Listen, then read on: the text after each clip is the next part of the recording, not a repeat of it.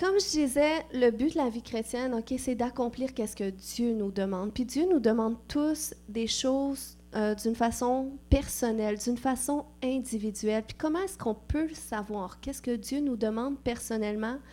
Eh bien, c'est vraiment à travers notre connexion personnelle avec Jésus qu'on peut savoir qu'est-ce que Dieu nous demande. On le sait évidemment lorsqu'on lit la Bible.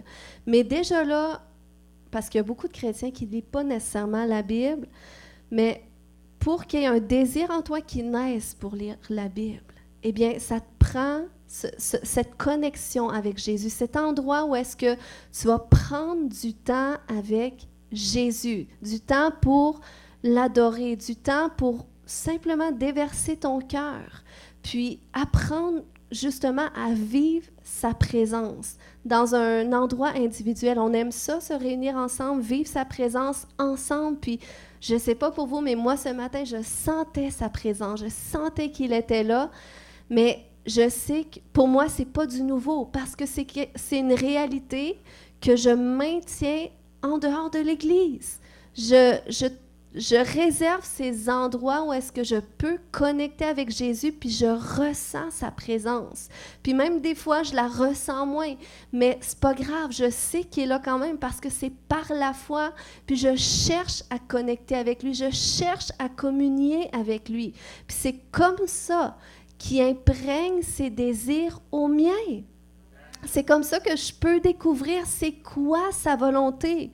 Le pasteur François, quand il était venu il y a 2 semaines, il disait « Tout croyant qui a une intimité avec Jésus, il va savoir tôt ou tard, il va connaître le cœur de Dieu par rapport au salut des âmes. Ça n'a pas le choix, c'est inévitable. Si tu passes du temps avec Jésus, tu vas savoir, ça va devenir un fardeau aussi sur ton cœur de voir les gens autour de toi être sauvés, ta famille être sauvée. C'est la même chose avec la guérison. Si tu as une intimité avec Jésus, tu développes ta connexion personnelle avec lui parce que c'est quelque chose qui se développe et qui s'entretient. Puis des fois, il y a des saisons on dirait qu'on prend peut-être moins de temps ou qu'on se sent moins proche de Dieu.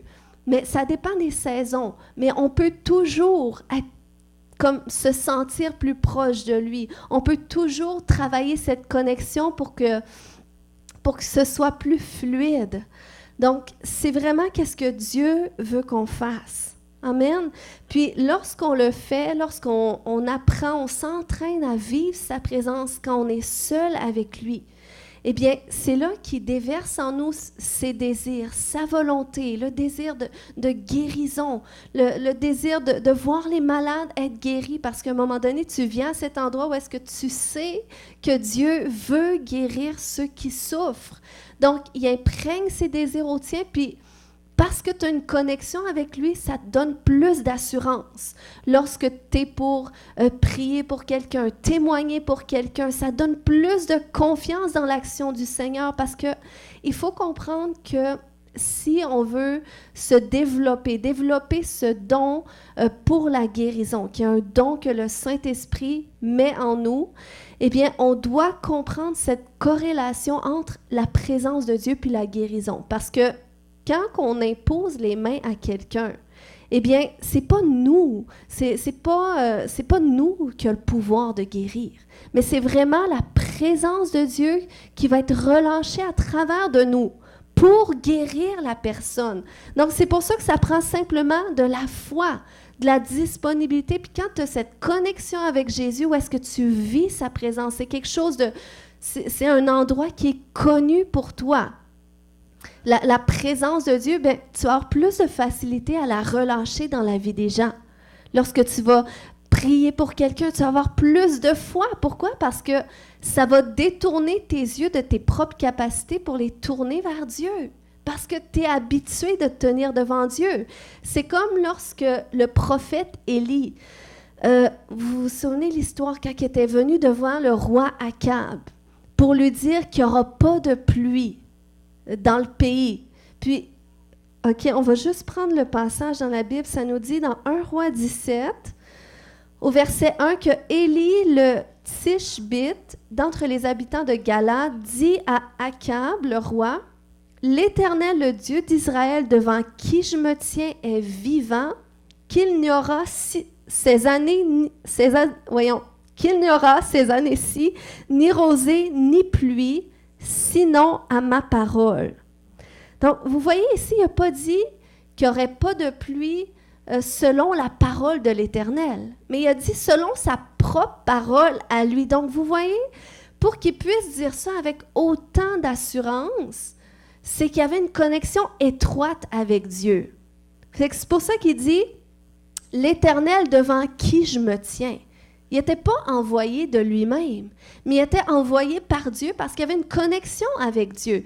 Et donc, il connaît son Dieu, il connaît la volonté de Dieu, il connaît le cœur de Dieu par rapport à qu'est-ce que le roi Akab faisait qui déplaisait à Dieu, ou qu'est-ce que le peuple d'Israël faisait qui déplaisait à Dieu.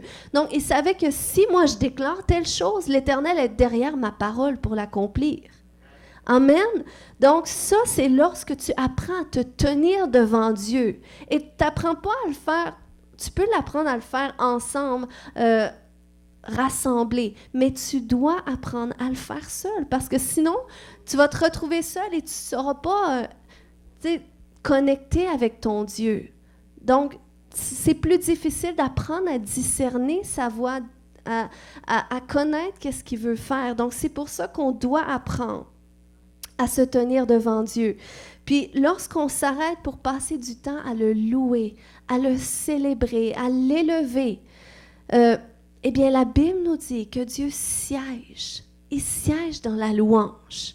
Donc, le Seigneur, il vient siéger dans ces temps-là. Puis, moi, souvent, quand je prends des temps comme ça, juste, des fois, j'ai aucune raison d'aller prier dans le sens que j'ai pas de sujet de prière, mais je sens que Dieu m'appelle dans sa présence.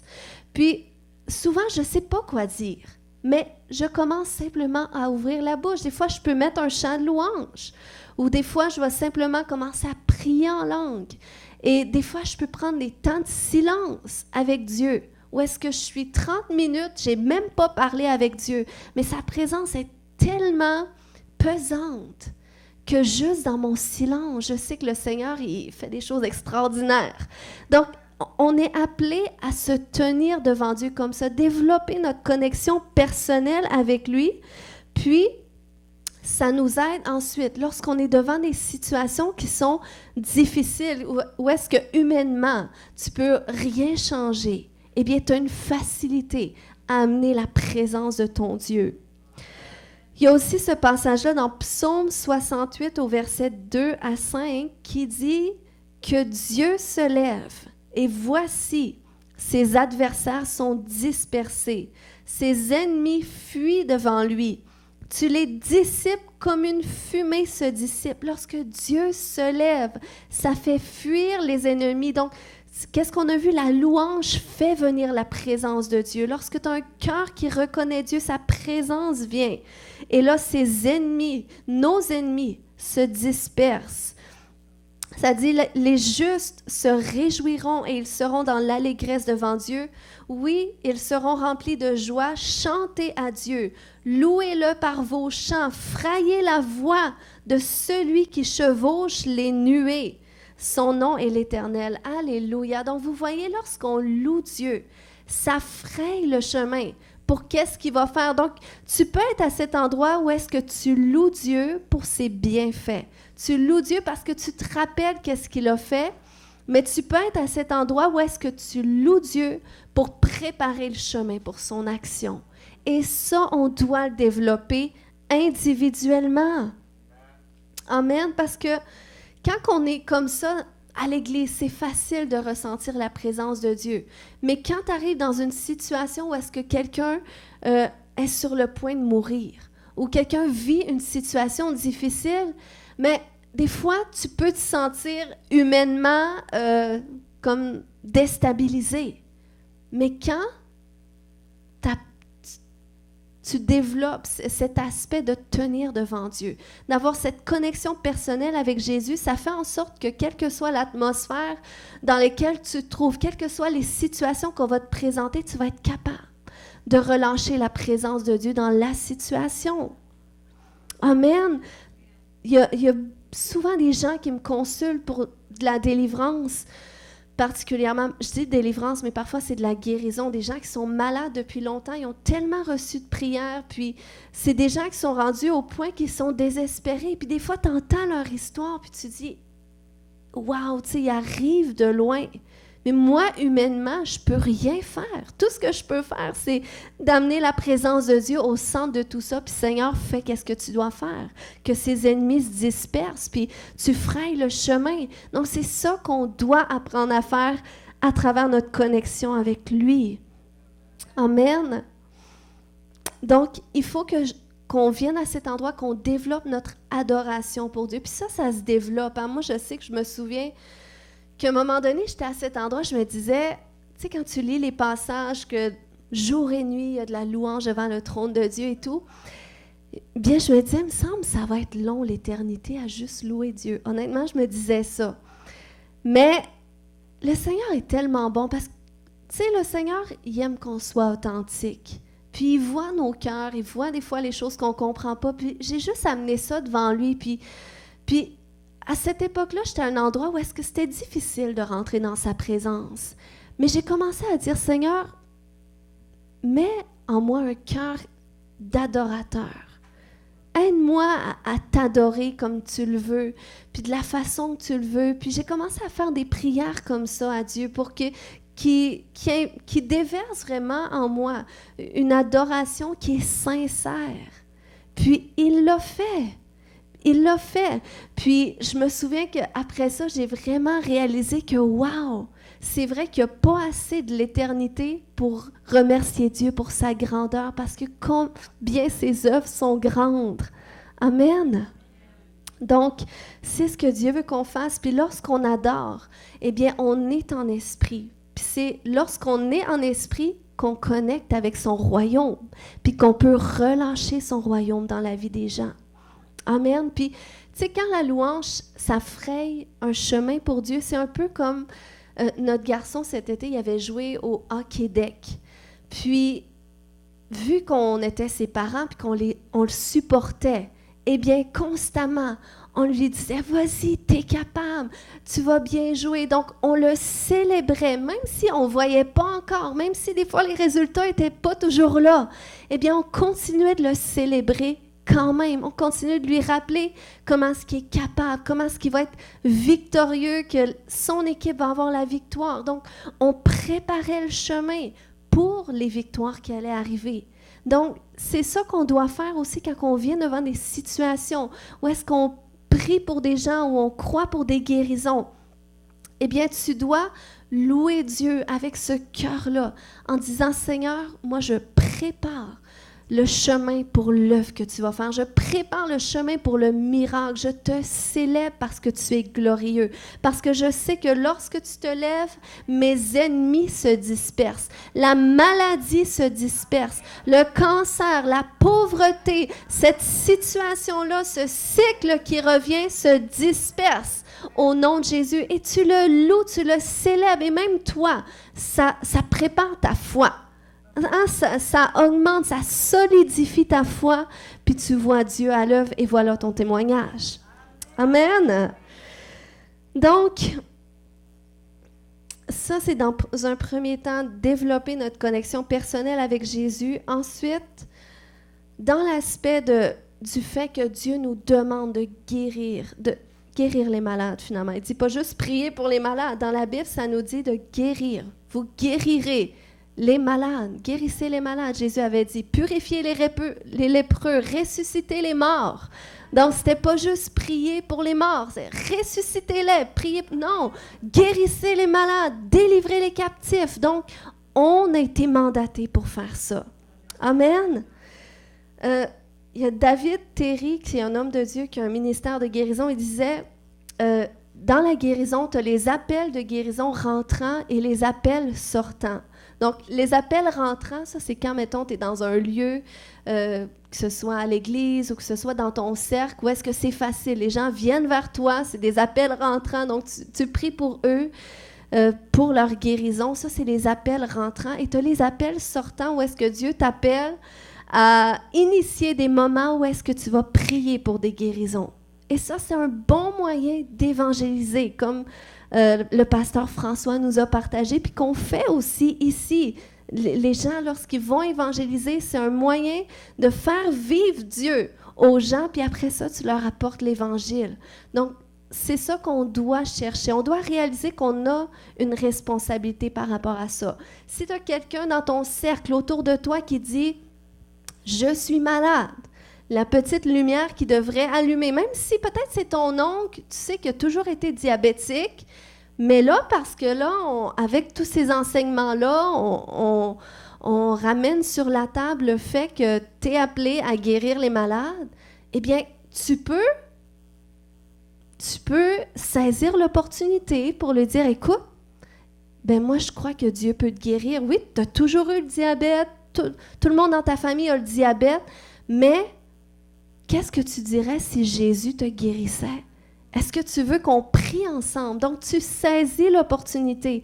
Puis, il y en a plein, je suis certaine, autour de vous.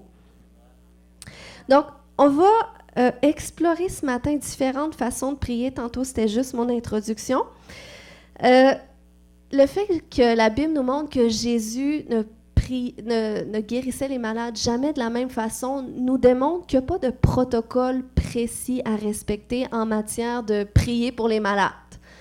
Puis ça, c'est une bonne chose de se le rappeler parce qu'en tant qu'être humain, des fois, on aime les formules. Hein? Les formules, ça nous sécurise. C'est pour ça que la religion a créé beaucoup de formules dans toutes sortes de religions.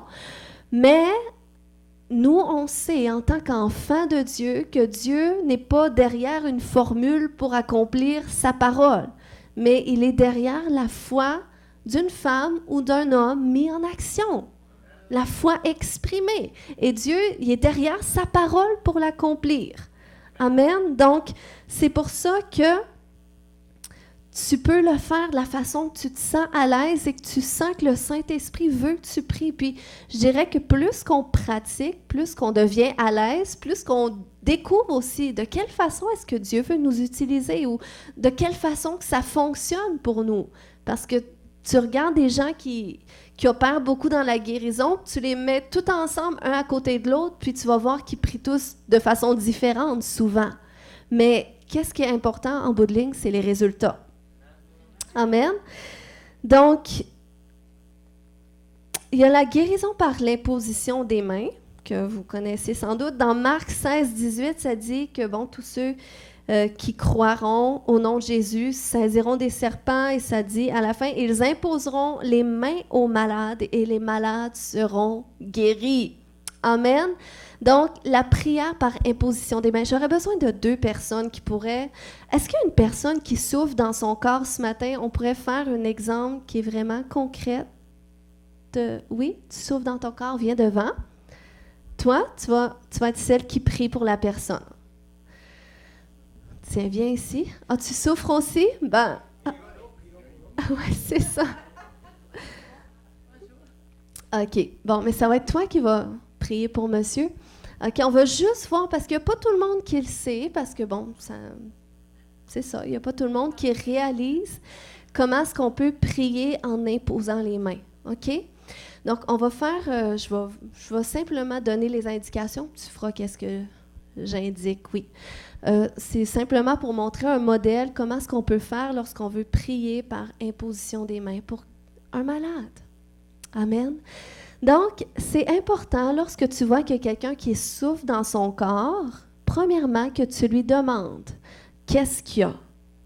Donc, ça, c'est la première étape.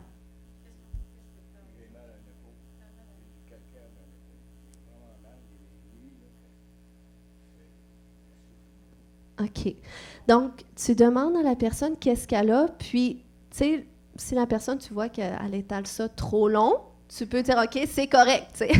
Mais c'est important de le savoir, parce que des fois, tu vois quelqu'un qui bouette, puis, tu sais, c'est pas nécessairement de l'arthrite. Des fois, la personne, elle peut avoir eu un accident, ou, tu sais, fait comme ça te permet de pouvoir prier de façon spécifique. Donc, lui, il a dit, j'ai mal à l'épaule, j'ai du calcaire dans l'épaule.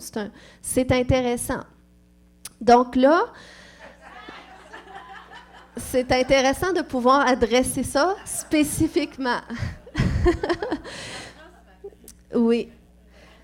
Fait que là, OK, là, tu lui demandes qu'est-ce qu'il a. Puis là, c'est important, quand tu es pour imposer les mains à la personne, tu peux mettre ta main où est-ce qu'il a mal. Ou, oui, tu peux mettre ta main où est-ce qu'il a mal. Tu peux lui demander, ça fait combien de temps que tu as ça aussi?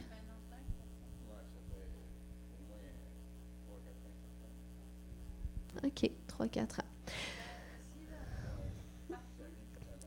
C'est pas grave si tu mets pas la main exactement où est-ce que la personne a mal. Puis, c'est pas grave t'es pas obligé de la mettre aussi sur la douleur. Tu sais, la personne a mal dans le genou, tu peux mettre ta main sur son genou, mais tu peux aussi mettre la main sur l'épaule, tenir sa main parce que c'est un point de contact, puis il n'y a pas tout le monde qui est à l'aise de se faire toucher, surtout par un inconnu. Puis, c'est très important, quand on prie pour une personne de sexe opposé, on ne mettra jamais les mains. Si tu es un homme, tu pries pour une femme, c'est pas approprié de mettre ta main sur la poitrine ou sur le ventre. Tu risques plus de créer un malaise, puis la personne a hâte que tu finisses de prier, puis elle veut plus jamais que personne prie pour elle. Fait que ça, c'est vraiment important c'est du respect. Tu n'as pas besoin de mettre ta main exactement où est-ce qu'elle a mal.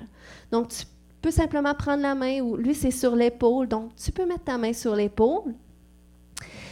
Et là, quand tu es pour prier, eh bien, tu peux prendre une seconde ou deux. Tu n'es pas obligé comme d'être stressé. OK, on fait ça vite. Tu sais, des fois, quand on fait ça pour la première fois, c'est stressant. Mais tu peux prendre une seconde ou deux pour te connecter à la présence de Dieu. De réaliser, c'est pas moi qui guéris, mais c'est Jésus en moi. Donc, de réaliser que Jésus y est en toi et Jésus est guérison. La Bible nous dit, OK, que tous ceux qui touchaient Jésus étaient guéris. Donc, fait que tu peux mettre ta main sur son épaule puis commence à réaliser que Jésus est en toi, puis Jésus, si cet homme touche Jésus, il est guéri. Donc, Jésus passe par toi pour guérir cet homme. Et là, pendant que tu te connectes à sa présence, eh bien là, c'est là que tu peux vraiment prier pour sa guérison. Puis comment est-ce qu'on prie pour la guérison? C'est mieux de faire une prière courte.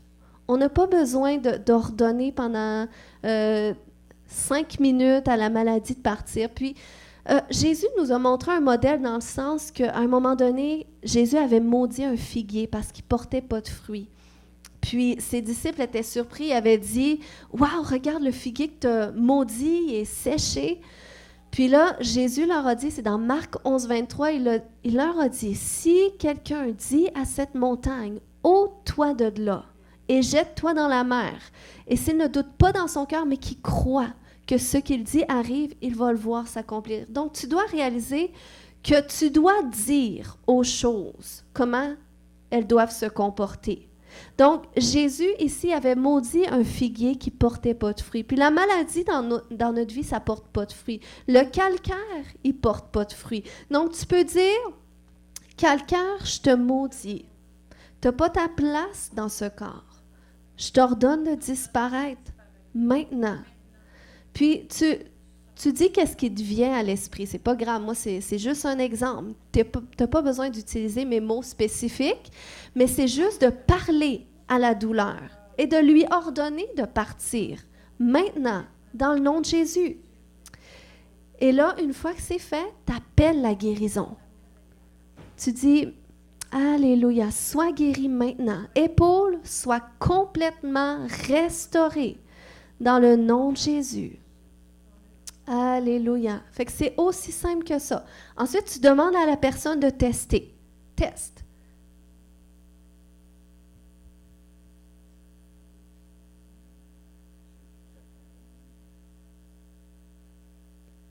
Tu vois-tu une différence? Et craquais-tu avant? Ça fait-tu mal? T'avais-tu mal tantôt? OK. Fait que là, elle peut continuer de prier.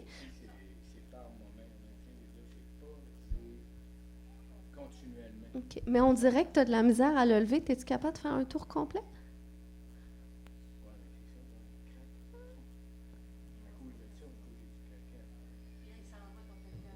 OK. Fait que là, on reprie. Tu peux continuer d'ordonner. Fait que là, Alléluia. Oui. Amen. Amen. Alléluia. Ton épaule est fonctionnelle au nom de Jésus. Tu es libéré de cette douleur maintenant au nom de Jésus. Korebaya shoto. Koyashatada. Kayashotede. Alléluia. Au nom de Jésus, je déclare que tes os sont renouvelés dans le nom de Jésus. Les os renouvelés dans ton vie. Plus de douleur. Alléluia.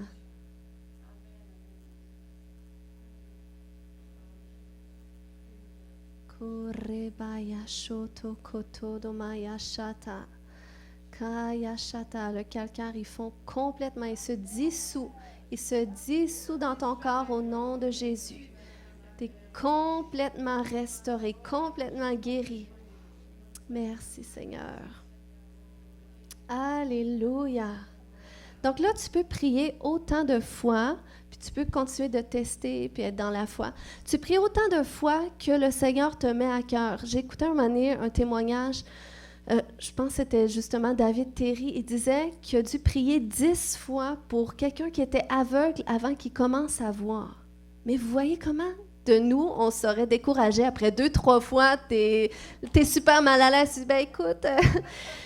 une autre fois, la prochaine fois, peut-être, on va continuer de croire. Mais non, tu sais, tu peux prier autant de fois que tu sens que, OK, ben regarde, c'est pas grave. Puis tu fais des tests.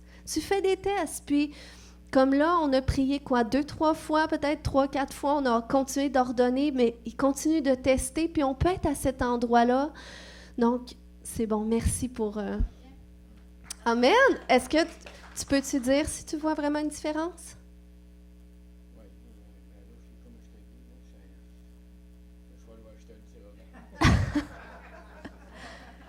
C'est bon. Fait qu'on peut prier autant de fois qu'on veut, qu'on sent que le Saint-Esprit nous dit de prier. Puis, il ne faut pas s'en faire, il ne faut pas arrêter trop tôt, comme notre sœur a témoigné tantôt. Elle a tellement eu beaucoup de prières pour ça. Donc, des fois, c'est long. On aime les résultats instantanés. C'est excitant quand on voit quelqu'un tout de suite. Même moi, quand j'entends l'évangéliste Pierre-Marc, il prie même pas pour les gens, puis il voit tout d'un coup quelqu'un lève sa canne, puis il vient. Tu sais, c'est excitant ça, quand tu vois Dieu faire ça. Mais ce n'est qu'une partie des choses que Dieu fait.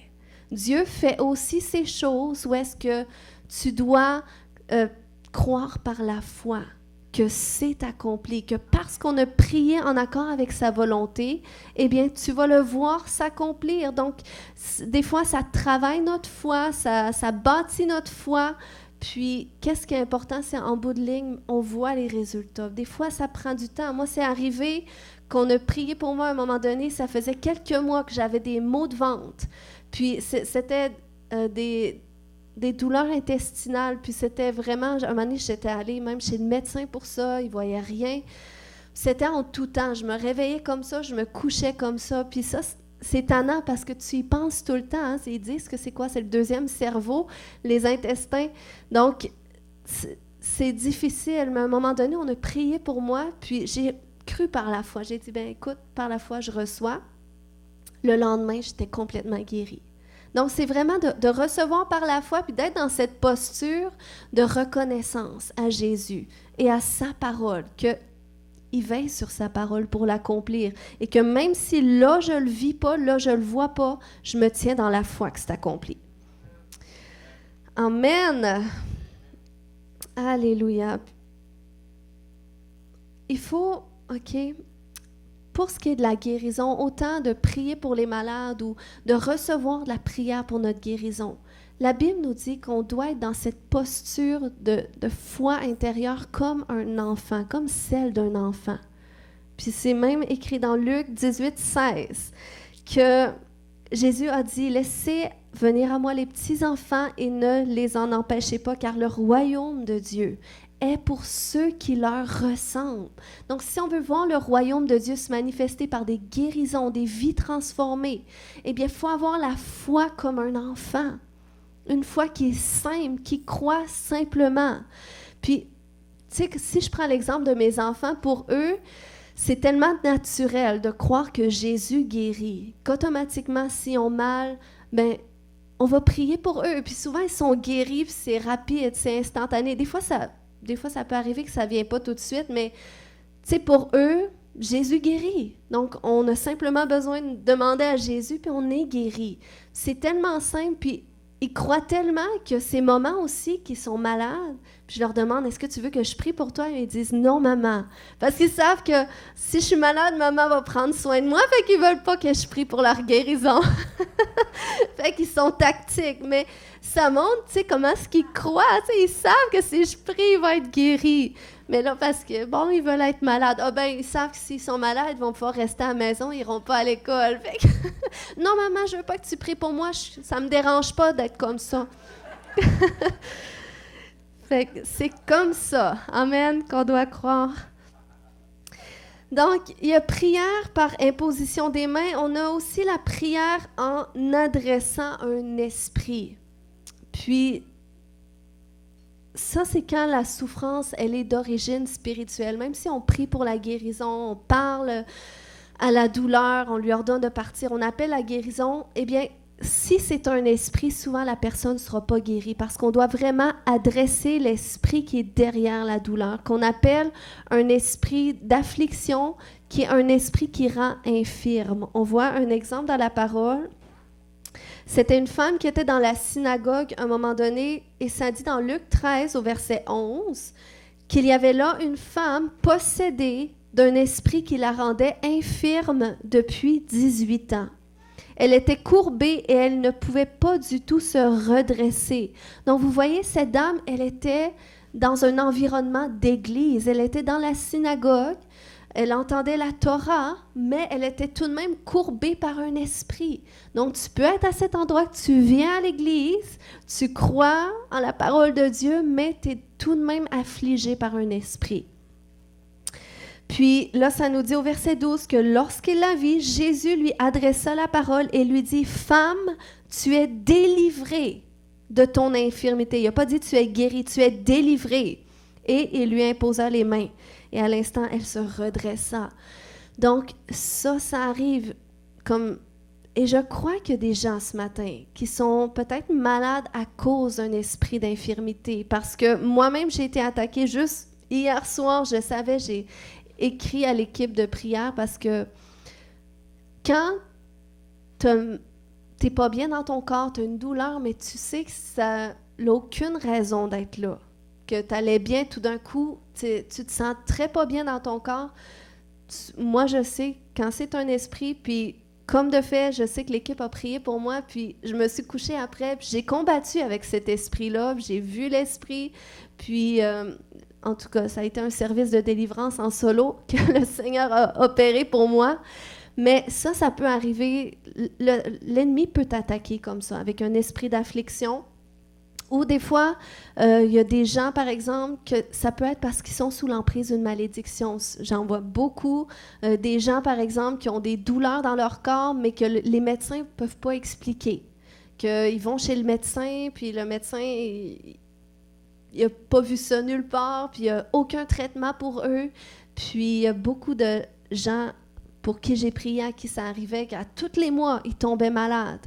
Mais quand on a prié pour leur délivrance, ils étaient complètement guéris. Même une dame qui était anorexique, elle était plus boulimique parce qu'elle se faisait vomir. Puis c'était plus fort qu'elle tout le temps, mais du moment qu'elle a été délivrée, eh bien, elle n'avait plus ce désir-là du tout.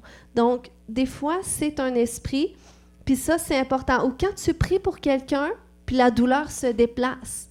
Tout d'un coup, il y avait mal dans le bras, mais là, c'est rendu dans la jambe que j'ai mal. Fait que ça, c'est un esprit, puis on doit le chasser. On doit ordonner au nom de Jésus, esprit d'affliction, esprit d'infirmité, je te commande de sortir. Puis, le Seigneur libère. Amen. Ensuite, tu as la prière avec l'huile d'onction. On voit ça dans Jacques 5,14 qui nous dit « Quelqu'un parmi vous est-il malade? Qu'il appelle les anciens de l'Église. » Bon, ici, ils disent les anciens, mais tous les croyants peuvent le faire. Et que les anciens prient pour lui en loignant d'huile au nom du Seigneur. Puis on peut faire ça aussi sur une photo. On peut prier pour quelqu'un avec sa photo, on prie pour sa guérison. Puis ça, c'est un bon moyen aussi parce que c'est comme un point de contact. Quand tu veux prier pour le salut de tes proches, tu peux oindre d'huile leur oreiller. L'huile, ça représente la présence, l'onction du Saint-Esprit. Quand c'est une huile sur laquelle tu as prié, que tu dis cette huile-là, elle est consacrée pour Dieu, c'est biblique. Tu peux oindre d'huile les chaussures de quelqu'un. Ou il y a aussi un mouchoir. On peut prier sur un mouchoir. Puis demander à une personne de le mettre en dessous de son oreiller. Puis ça, on s'entend, ce n'est pas des formules qu'on doit utiliser. On ne doit pas venir à cet endroit où est-ce qu'on se confie plus en ça qu'en Dieu. C'est des symboliques. Mais celui qui guérit en bout de ligne, c'est Dieu. C'est Jésus. Donc, s'il nous met à cœur de faire un geste comme ça, qui est peut-être un acte prophétique, eh bien, il faut que la personne se confie en Jésus. Et là, la foi en Jésus, mais je crois que le Seigneur utilise ce point de contact. Parce que c'est biblique. On voit, par exemple, dans Actes 19, 11, que Dieu faisait des miracles extraordinaires par les mains de Paul, au point qu'on appliquait sur les malades des linges ou des mouchoirs qui avaient touché son corps, et les maladies les quittaient et les esprits malins sortaient. Je trouve ça très intéressant. Fait qu'on peut user d'une certaine créativité. Si tu as des gens qui sont malades, tu peux essayer avec les gens qui sont plus proches de toi. Dans ta maison, des fois, tu es plus à l'aise peut-être. Puis après ça, tu demandes à Dieu qu'il te donne des opportunités. Parce que c'est à ça qu'on est appelé. On a vraiment une responsabilité par rapport à la guérison. Parce que Jésus a été crucifié sur la croix pour qu'on soit sauvé. Mais s'il a souffert autant, c'est pour qu'on soit guéri. Puis nous, les croyants, si on a été sauvés, puis Dieu nous laisse encore sur la terre, eh bien, c'est pour qu'on puisse amener aux gens la récompense des souffrances de Christ. Puis pour ça, c'est certain qu'on a besoin, puis je vais prier pour ça ce matin, mais on a vraiment besoin que Dieu développe en nous la compassion. Parce que quand on est plus centré sur nous, souvent c'est ça, hein, on ne témoigne pas aux gens parce qu'on est dans notre coquille, on est dans notre bulle, on ne donne pas d'espace pour ça. Mais quand tu arrives à cet endroit où est-ce que tu dis, Seigneur, imprègne ton cœur au mien. Seigneur, ouvre mes horizons. Je veux sortir un petit peu du je me moi de ma coquille, puis Seigneur, autour de moi, quels sont les besoins que tu m'appelles à répondre? Puis le Seigneur, il va le faire, puis ça lui plaît quand on fait ça. Ça plaît à Dieu, puis ça le glorifie. Amen. Puis on a tous reçu le pouvoir de le faire. On a tous été mandatés par Dieu. Amen. J'aime tellement ce passage en Romains 10, 13, puis je termine par ce passage qui dit « Quiconque invoquera le nom du Seigneur sera sauvé. » Ça, c'est une belle promesse qu'on peut souvent répéter. Mais quand on lit la suite du passage, ça dit « Comment donc invoqueront-ils celui en qui ils n'ont pas cru? Et comment croiront-ils en celui dont ils n'ont pas entendu parler? Et comment en entendront-ils parler s'il n'y a personne qui prêche? » Et là, on ne parle pas ici de prêcher juste au micro dans l'église, mais on parle à l'extérieur. Si on ne parle pas de Jésus, si on ne parle pas de qu'est-ce que Jésus peut faire dans la vie des gens autour de nous selon leurs besoins. Amen. Donc, ce matin, on va prier tout le monde ensemble. Alléluia. Merci, Jésus. On peut se lever, tout le monde. Koremaya shotodo. Kaya shotede mareke maya shotede. Koya shantada marakabaya.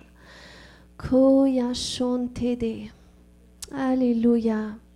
Seigneur, ce matin, on est devant toi, Seigneur, devant ta parole. On est devant ce buffet, Seigneur, de ta parole que tu as étalée sur la table aujourd'hui.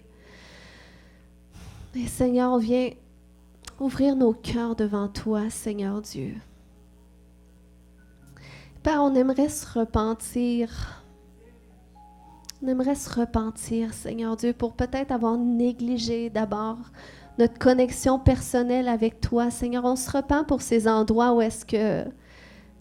Parce que notre premier appel, au-delà de guérir les malades, notre premier appel, c'est à toi, Jésus. Notre premier appel, c'est dans ta présence, c'est vraiment à te connaître toi personnellement. Puis je crois, Seigneur, que tu veux nous amener à une connaissance plus profonde de toi. Puis on veut se repentir pour ces fois où est-ce qu'on n'a pas répondu à cet appel, Seigneur Dieu, parce qu'on a choisi plus nos préoccupations humaines et quotidiennes. Mais Seigneur, on désire que tu sois la base de tout, notre fondement, Seigneur, le fondement de notre vie, la raison de pourquoi on se lève le matin. Puis la personne qu'on loue, Seigneur, à tous les jours, Seigneur, avant de s'être couché, la personne à qui on ne peut pas s'être empêché de parler. Seigneur, viens à cet endroit d'être notre tout pour tous et chacun. Puis je crois que c'est vraiment ça que tu veux faire.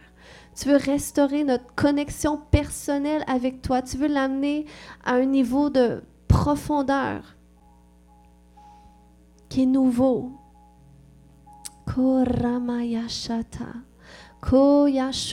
Et Seigneur, alors qu'on est à cet endroit, Seigneur, de connexion avec toi, viens déverser en nous une compassion pour les autres. Une compassion plus profonde. Seigneur, qu'on soit à cet endroit où est-ce qu'on est capable de donner du temps pour les autres.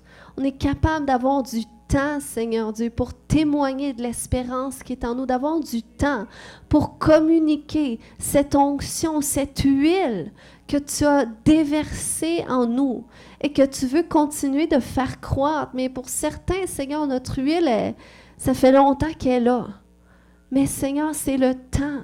C'est le temps qu'on mette à profit. Qu'est-ce que tu as déversé en nous déjà? Et Seigneur, je prie pour ce fardeau plus profond, Seigneur, pour ces opportunités. Tu nous appelles dans notre cercle. Tu nous appelles chez les gens autour de nous. Tu nous appelles, Seigneur Dieu. Alléluia, à manifester ton royaume. Et Seigneur, on veut prendre cette décision aujourd'hui que par ton esprit, on saisit cet appel. On saisit cet appel par l'esprit. Alléluia. Koremaya shote. Koyantoro komamaya shata. Oh Seigneur, merci pour un feu, Seigneur Dieu. Un feu qui est nouveau, Seigneur Dieu. Un feu qui est nouveau, une huile qui est fraîche et qui est nouvelle, Seigneur Dieu.